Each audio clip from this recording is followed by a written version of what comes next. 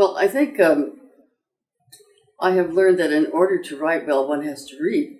So I'm sure that whatever writing ability I have stems from far back habits of going to the library when we were children every week and reading, and then as adolescents, reading in trees and upside down on beds in every position you could think of, taking in as much reading as we could, and mostly fiction.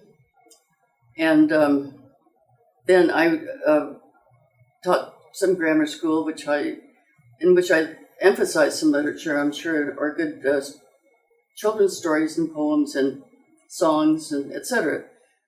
When I really started writing was, this is all connected with designs, because we had a page called the Art Corner, and I played the violin since I was 10, and so they asked me to write something about playing the violin, which I did, and I thought maybe I would just read a little portion of that, because that's kind of what gave me the incentive to write a little bit more about,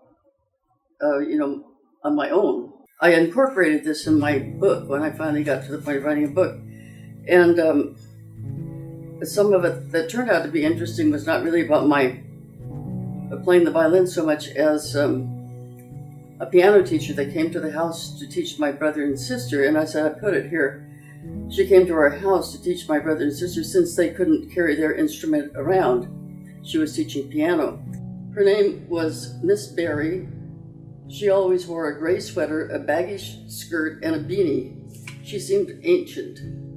I was exempt from her clutches, but was asked to be a guest artist at the recital, which was held at her home.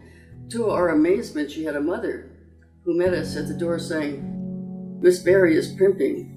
We were further entertained by seeing that Miss Berry had placed newspaper on the benches where we were to sit with our nicely white starched clothes. Two mothers observed that she evidently was growing large onions of some sort under her grand piano. They stifled giggles. The recital began.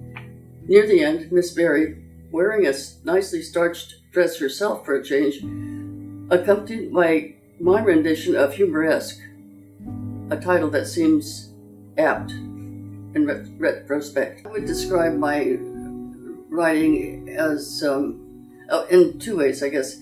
I do some silly writing and verses and so on, which is in the style of children's verses or Ogden Nash or Dr. Seuss, that sort of thing. I got involved in writing book reviews because I wanted to do some writing and I wasn't sure what, and I know I could very well do something with books. I didn't always get books I liked terribly well, but I learned a lot from doing that. For instance, how to be very concise and yet clear. So I think that's part of what I'm able to do.